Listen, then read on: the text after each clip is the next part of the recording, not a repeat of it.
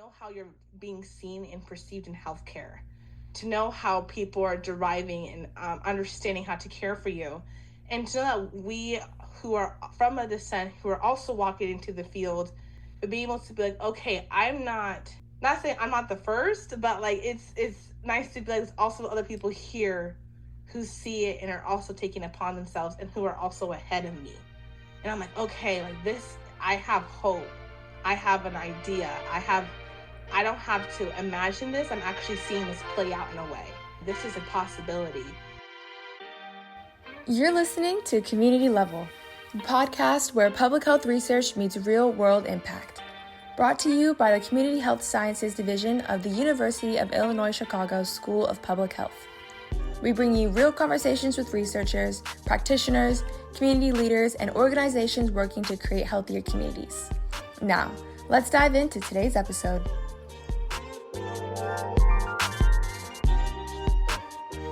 Welcome back to another episode of the Community Level Podcast. My name is Cenia, and this is part 2 of our open book series, which explores the importance of representation, authenticity, and mentorship in the classroom. During our last episode, we focused on UIC faculty's perspectives on how they connect with their students, balancing mentorship and professional boundaries, and the impact of recognizing students beyond the classroom seat. In this episode, Nancy and I talk with both SPH alumni and the current students about what it means to be seen in the classroom, the importance of connecting with faculty, and how this shaped their time here at SPH and beyond. Now, let's jump into today's discussion. Good afternoon. My name is Nancy Valentin. I am a current third-year student here at the School of Public Health in the Community Health Science Division, and I am one of your hosts for today.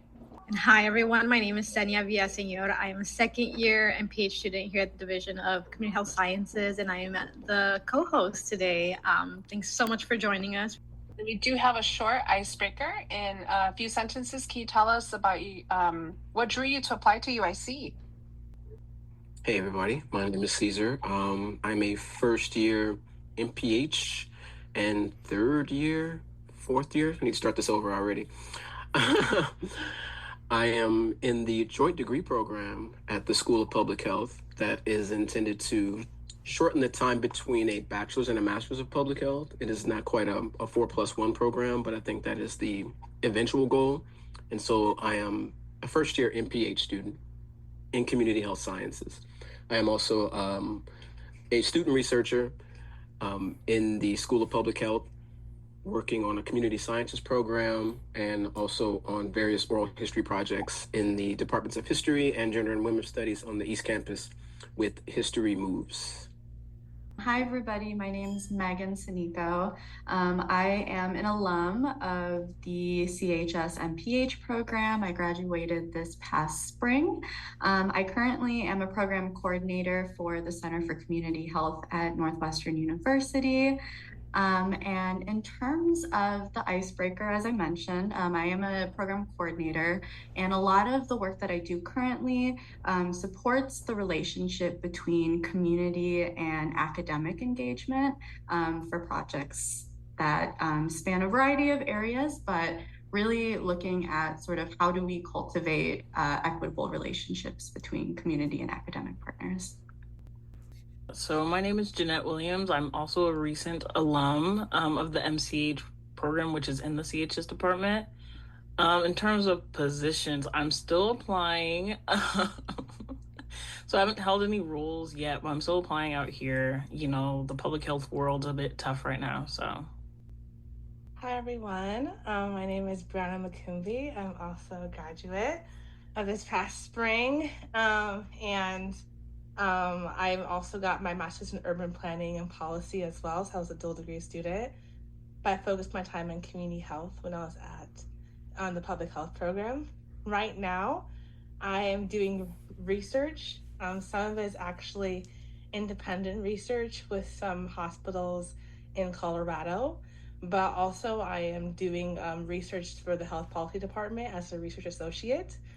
And also I'm doing research in the Urban Transportation Center as well. So I've just been kind of working on that and continuing with, at least for the Urban Transportation Center, equity in Black communities in regards to access to transportation for workforce development.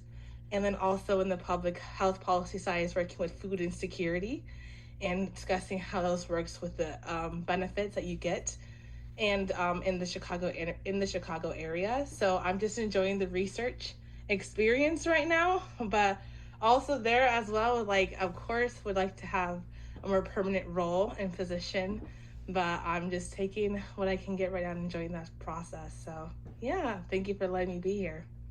Yeah, thank you so much, all of you, for just sharing your experiences and where you're at in life. And definitely just want to echo that, public health is definitely going through it at this time. And we all are with you, and we're always here cheering you on from the school and also as friends and peers. So thank you for that. I did want to take a moment to frame the conversation and say how we got here. So for this podcast, we were talking about topics that we wanted to explore and things that we saw. And I actually wanted to bring up an event, for lack of a better term, that happened in our class for Dr. Eva Lambert's. And one thing that I remembered vividly was when, Bree, you got your silk press done.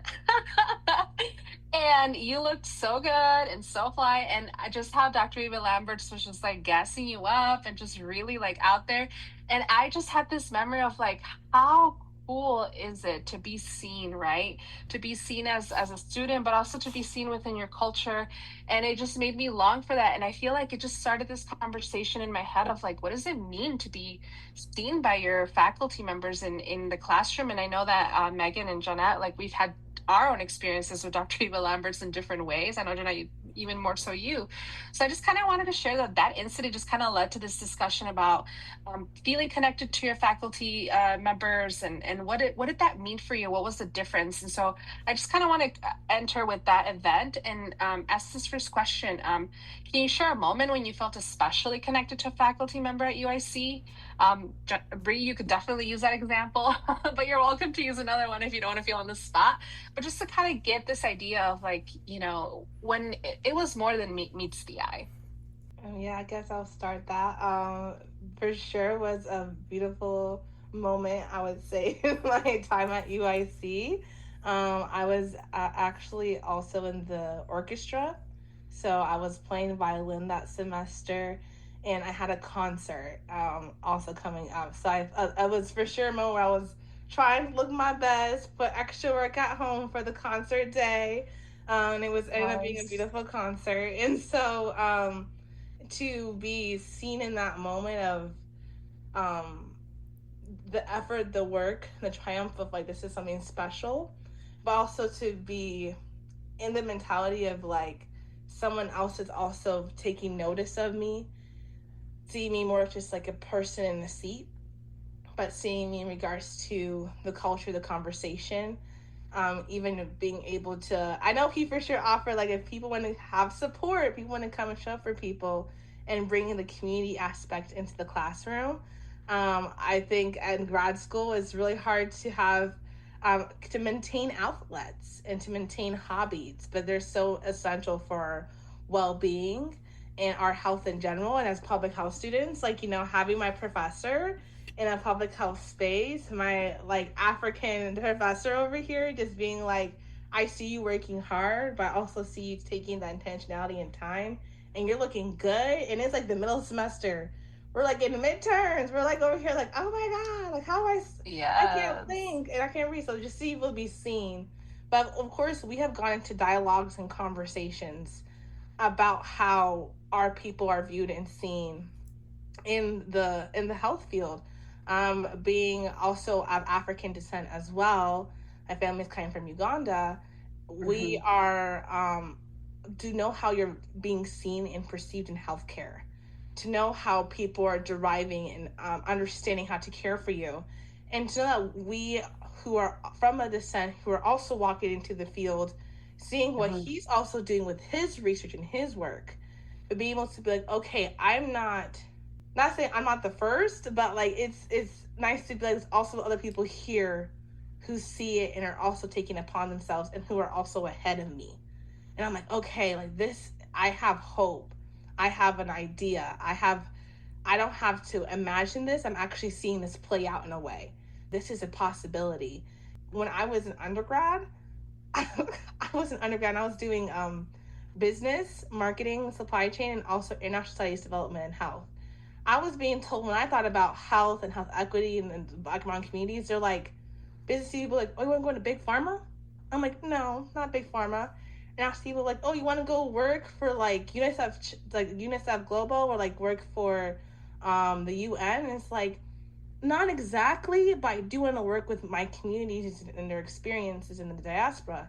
So to have someone be like, I see you and I recognize you, and we're able to have these complex conversations with you, and it's just like, great. I'm not talking to a hypothetical, I'm talking to a wall.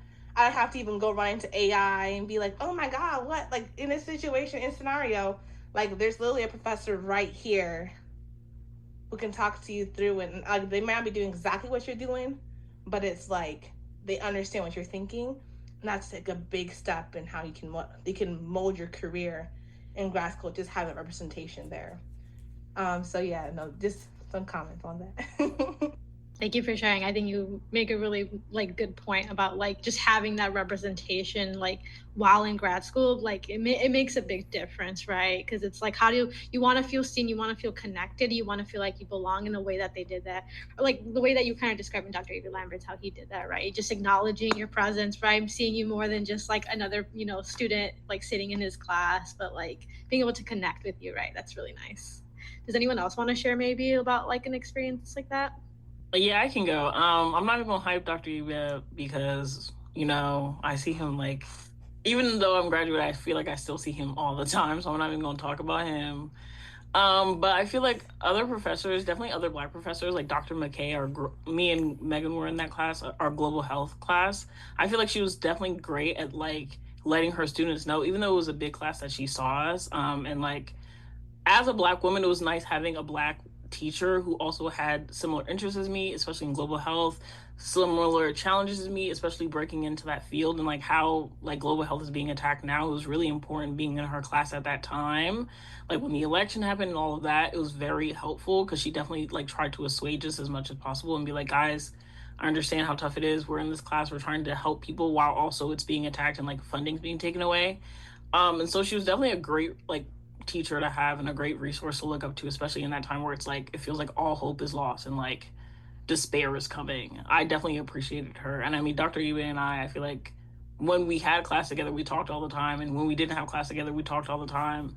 And like me working with him was just me talking to him like all the time. So I definitely feel like I had a couple professors that let me express myself in a way that wasn't just like classwork and like being serious, because I feel like in grad school everyone feels like you have to be serious and buttoned up, but like some professors kind of let it be open, let it be honest, let us have those real conversations without it feeling like stale.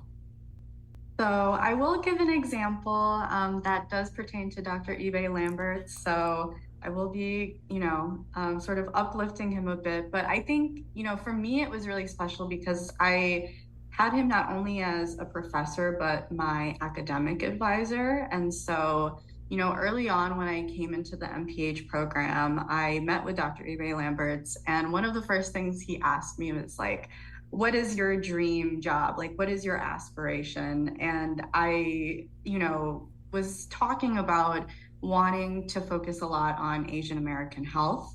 And, even though Dr. Ebe Lamberts, is not somebody who has an Asian identity, we had a long conversation on sort of how culture often dictates your professional goals and, what that means as a student of color, navigating these opportunities that I, at the time, didn't know how to do. And so even though Dr. Ebe Lamberts is not Asian American, he was really intentional about setting me up with opportunities that aligned with my identity, which I really appreciated. And we also spent a lot of time just talking about similarities between Nigerian and Filipino culture, which I think also just helped to build our relationship as, a mentor and mentee, to where I just felt connected, not only to come to him for professional advice, but I was also,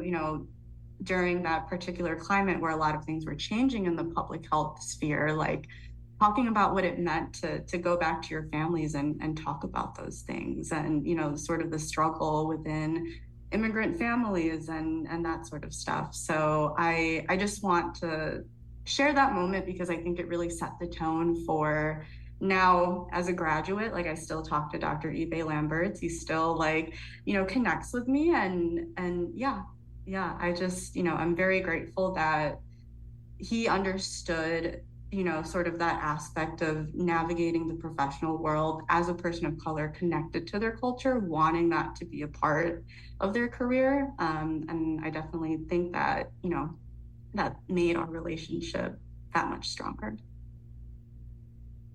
Yeah, thank you so much. And so our next question, I think you've hit on all of you. So I want to ask more of a clarifying question, just to get at the heart of what you may mean. So what does it mean to be seen? And maybe to help you answer that question, what does it mean to not be seen in the classroom by your faculty? And I see a lot of faces, I see a lot of pursed lips, and I think we've all had those experiences. So I just kind of want, instead of asking the same question again, I want to ask you about that feeling, about that to be seen, and how did it feel, but also the alternative, when you weren't seen, how did that feel? So whichever way you want to answer that question, I just want to open the floor for that.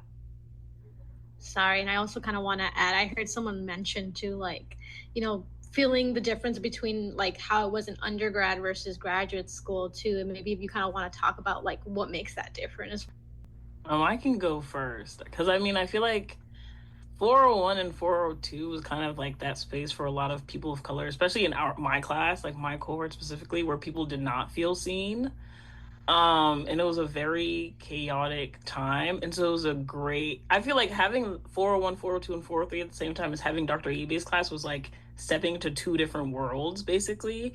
Where like you left a class where you're like, I hate that class. No one sees me. We talk about diversity like on the surface. We don't ever talk about anything deeply. To Dr. Ibe's class, where every conversation felt intentional and felt like we're actually talking about diversity without just like skimming off the top or trying not to make people feel uncomfortable. And I definitely feel like going to those classes back to back was like how it feels, like exactly that feeling of what it feels to not be seen versus seen. Where it feels like you have to teach other people about diversity, where everyone's coming from all walks of life, but like you're expected to explain your culture and explain yourself and explain equity to people that like don't know what equity is and have no knowledge of it, and like some of them kind of disrespectful about it, versus like Dr. Eva's class was putting the people who don't know in the hot seat and kind of like, why don't you know about this, and challenging your thoughts, like why do you think that way. I feel like for me also kind of highlights the difference of what it feels like to be in grad school versus like undergrad, because I feel like in grad school everyone was like, well, I know everything I need to know, like I don't really need to learn from other people in this class, like, I'm just here to get my grade and get my degree. Versus like undergrad, I feel like there's definitely that more like that feeling of community where it's like we're all here to learn together, we're all new, we're all different. But like grad school, everyone comes in at different stages. Like not everyone comes in like right out of undergrad. Some people are working, some people are parents. So it definitely has a different vibe and a different hierarchy. So I feel like that's kind of also what made those classes different, because Dr. Ebe created an environment where everyone felt like we're all on the same playing field versus like you're just here to get a grade. Yeah, so I also, on that note too, I feel like I agree with everything you're saying, as well as the classroom experience. But I even think in regards to a student to a professor experience as well, there's a difference there. And I feel like when I felt very seen in regards to, I am a woman, student of color in higher education, and it's not traditionally designed for me to succeed. I am working multiple hours, where I have somebody on my team who doesn't work, who is nagging me around the clock for something that I'm like, I'm not being paid for this. I have to make my ends meet. And you're not trying to tell me I'm the professor, because we can't even figure out schedule and uphold these deadlines. And when I have been in situations in E.B. Lambert's classes where it's just like, I'm feeling seen, and like, he's like, I see you working hard. I see you putting time in work. I see what you're balancing. I know that experience. And like, you are not a failure. This is not speaking low of your credentials of what you're able to succeed, this moment is not going to define who you are as a student. This is, I am just here as to support you in this, but I see you through this all. Compared to like not being seen and professors looking down on you or seeing you as like a waste of time or seeing you as like maybe you should walk away, come back when you're in a more privileged position. And for some of us, we don't have those opportunities. And this is our shot. And if you're not going to believe in me, then get out of the way. And so I, being supported by my professor and him being like, I got you. I got your back. I'm still in your corner. That being seen level is amazing. And it's just like the biggest relief of just like not only am I a good student, but I have also somebody in the field who understands and respects me and understands this experience. And you're also able to look across the aisle and be like, why are all people going to the same person for support and help? Why are people like, oh, we all in this together? Okay, cool. And there's community in that as well. But undergrad versus grad experience, I do think that as a Black student, there always is space for us to handhold our peers through things, as was stated earlier. And in grad school, I had the permission to be like, I'll leave that to the professor. I will say my comments, I will show up, and I will participate, but it's not my job to walk you through this process. And I felt like in undergrad, it was like, oh, like, we're all in this together. And it's like, yes, like we all graduated. Oh my God. But in grad school, it's like, no, be a professional. And if you need extra time with that, I'll recommend you go to the professor and talk about that. But I'm here as a student to work with you, but I'm not here to teach you. And just like as a Black woman, you expect me to be accustomed to your spaces and to know how to operate in those spaces, how to move appropriately if I don't. And for us, it's life or death in regards to our fields. Like we don't have rooms to mess up. So grad school, I think, in some way also allows that evening of the playing field of like accountability and showing up in space and not putting that on your Black and brown students to hold that weight for your cohort. So I also do like that experience in grad school because I was educationally exhausted in undergrad as well because of that. So I liked that change coming here and being in his classroom specifically. That's such a great answer, both of you. I think it's very powerful, and I think it's saying things that a lot of people may be afraid to say, right? And I think you saying that out loud is definitely going to be helpful to a lot of current students today. But I think it's a perfect segue for our next question. Understanding that representation is important in academia, what advice would you give to other faculty who want to be more intentional about how they connect to other students? I could jump in on that one. I talked about this in class at some point about the October trek or treat thing that the School of Public Health did, where it was basically just like students were invited to like go around the building and just engage with people. And like Dr. Tran, who is a queer non-binary person like myself, was one of those people whose door was open, and it was someone who I was allowed to engage with, and not just allowed, but like welcomed into, who like made time for me, like not as a student at that time, as a prospective student, but not out of responsibility, but just like that's just how they are. And I really appreciated that. And I think it's that level of above and beyond work that people do makes a big difference. And I also wanted to kind of get into the undergrad graduate talk a little bit too, because as someone who's like just now really officially taking my grad classes and who went through the undergrad program, it was interesting because I am that student who is like not the unicorn of being the older person who's got work experience, who's working full time. Like I was working at the health department, like when I started at UIC.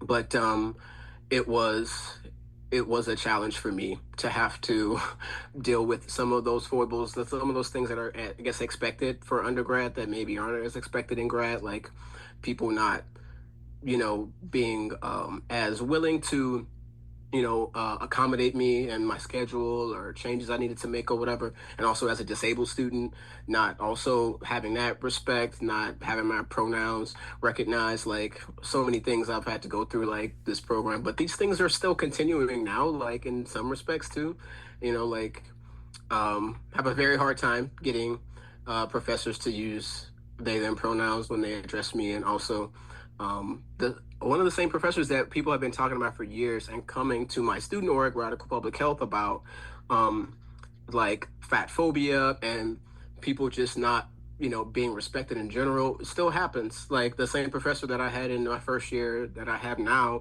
is doing some of the same things and still talking about the same issues in the same ways. So some of that work that we're trying to do to like get the curriculum changed and get the professors to be more empathetic and more respectful to the students still needs to keep going. And it can be like across the board. It's not necessarily just a thing that we encounter when it's like a white professor and we're a person of color, but having those professors that really do reach out, like Dr. Tran, and how people were speaking about Dr. Ebe Lamberts, who is my advisor, but I haven't actually had a class with until this semester.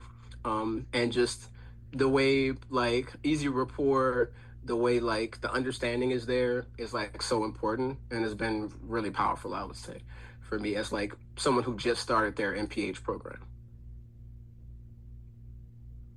Yeah, piggybacking off what Caesar was saying, I think authenticity is important for professors to have, especially as well as empathy, because I feel like, especially in SPH, you really don't see, like, if you don't have a class with someone, you're not really going to see them around in their office just sitting there. So I feel like definitely having more instances of like, if you see someone around, saying hello, being open to that conversation, because I mean a lot of students are really just looking for someone to connect with, because I mean grad school is definitely no hand holding, so it's like you're kind of like on your own a bit, and so students are definitely looking for people to connect with and definitely looking for people to talk to who can understand what they're going through, provide advice, provide just like somewhere to sit down and have a coffee, or just like a safe space in some way. And so like that yearning from students is definitely there. And so I feel like if professors are open and honest and like, hey, my office is open for like anyone to come by, you might not know me, but this is who I am, kind of like starting that process so people can jump on in. Because I feel like that's what Dr. Abe's class is like, it feels like you could just talk to him about anything, like either around other people or one-on-one. I feel like he's just like open.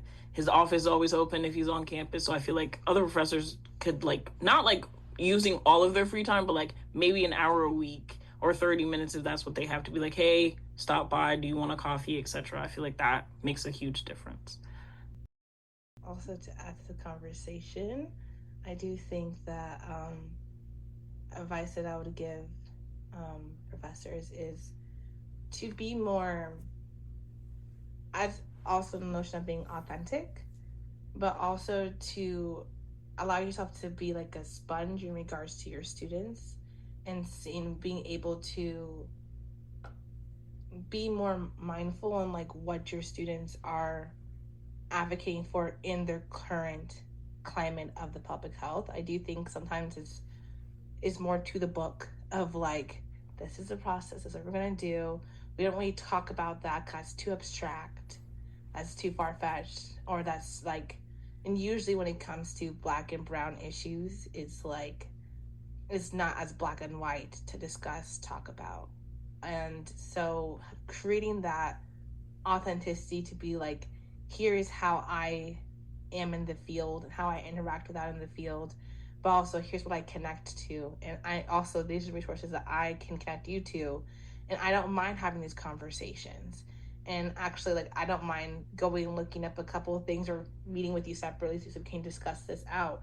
Like, what you're like, instead of shutting us down in the classroom for deviating and be like, okay, we have limited time and we can't really get into it, and yeah, that's cool, but you always see something like that, so it's that's your thing. And it's like, I actually came here to this marginalized serving institution in the heart of Chicago to be able to be challenged in this perspective. If I wanted to go to any other public health school in the middle of wherever it can be and follow the textbook, I would have. But I'm investing here at this school because I want to challenge that perspective. And y'all are known for this perspective because this institution serves marginalized serving institutions, so, as a marginalized serving institution. So that's what y'all is putting out there.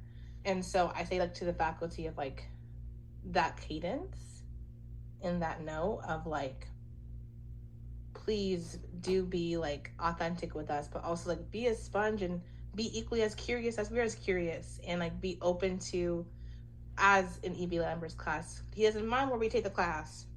He doesn't mind where we go. He doesn't mind the conversations of what's actually happening right now. He doesn't mind bringing in how we talk to each other. And, like, I love being in class because it's like, you are for sure watching what we're watching, listening to what we're listening to, but you know what we're discussing. You know what was hitting us and what was in our sphere, or at least you're allowing us to bring it up.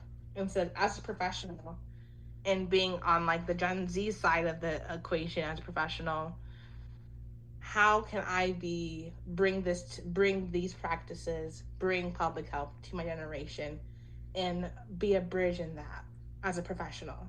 And so I do think that, like, professors can also help with just even demonstrating how they do that with the students more often, more authentically. Yeah, I'll leave it at that. But they are all great faculty. Let me just say, like, they have great faculty, but sometimes I want to be always to the book. And I don't mind the creativity if you can have. I think that's so real, actually, right? Like, having a professor who follows, like, everything to the T, like, maybe not even stepping away from, like, their professor, or, you know, from wearing their professor hat, to be a little bit more, like, to humanize himself in a way, right? To get to, like, you know, that same equal playing field of being able to connect with students, right? It's not even about, like, you know, stepping down or whatever, but it's just like, how do I connect with my students? How do I make them feel seen?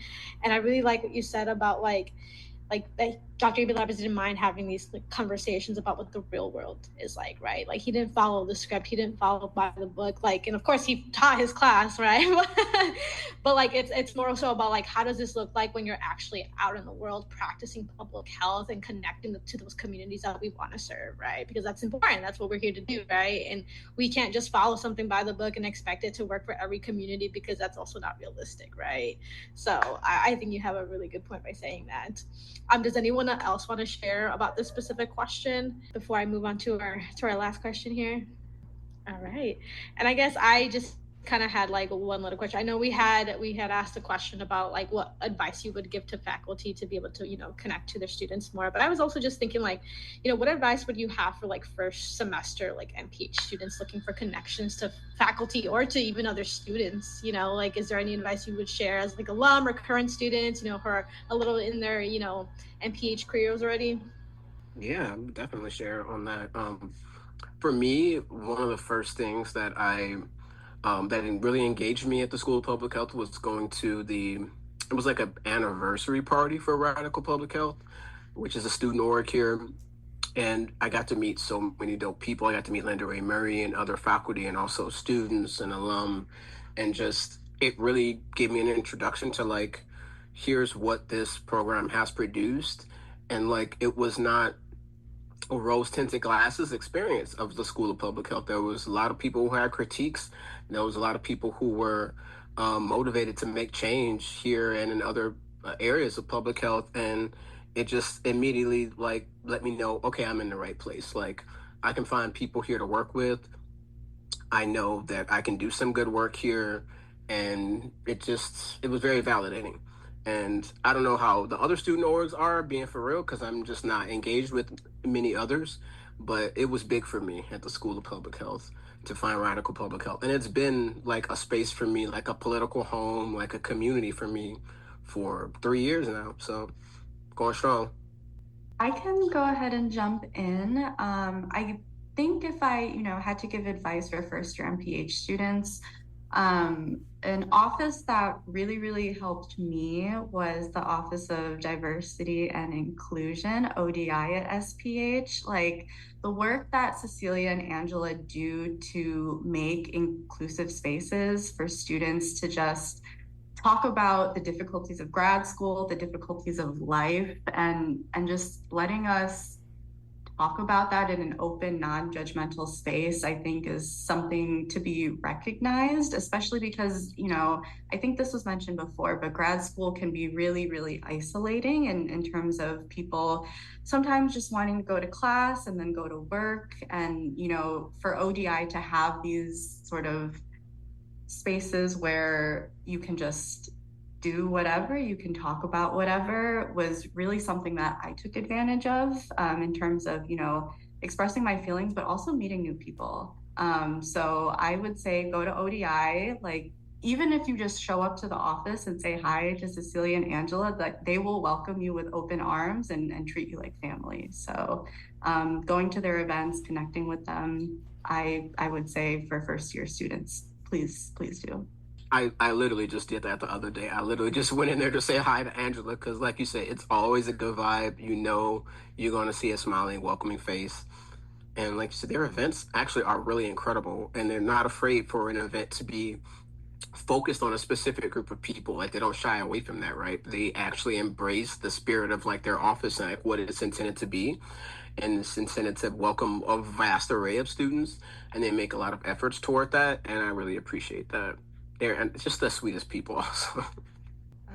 First year advice I would for sure say is to also like network across, talk to people in your like cohort and actually just get to know them, meet them. Like, these are your colleagues in the future.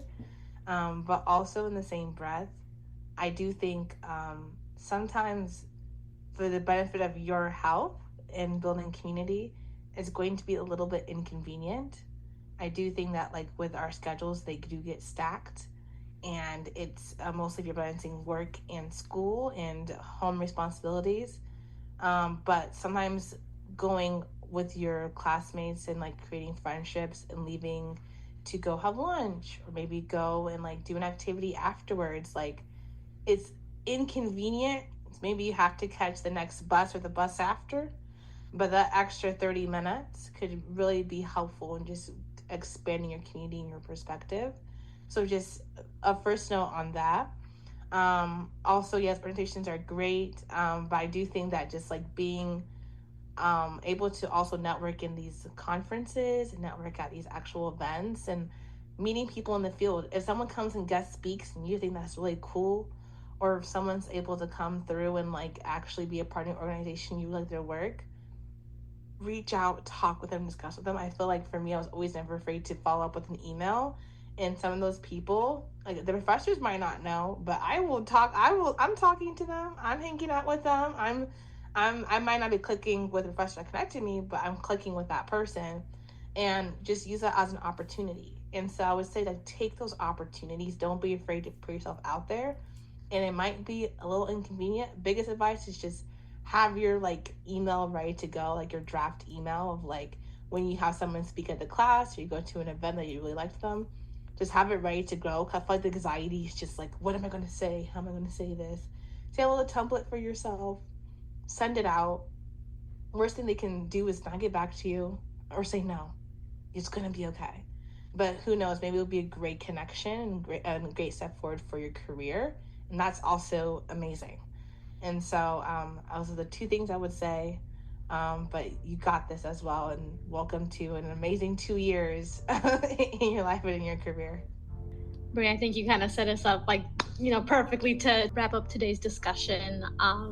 Thank you all so much for sharing. And I think everyone added like their little dabble or their little sparkle of how it was to be a student at UIC, like specifically the School of Public Health. 2, how maybe faculty can be connecting to students a little bit more, how representation is important, right? And then some advice that we have for current first year students and future students to come.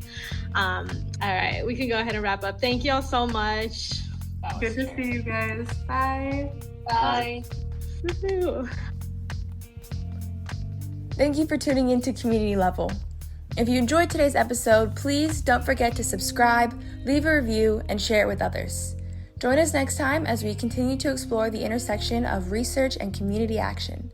Until then, stay connected and stay level-headed.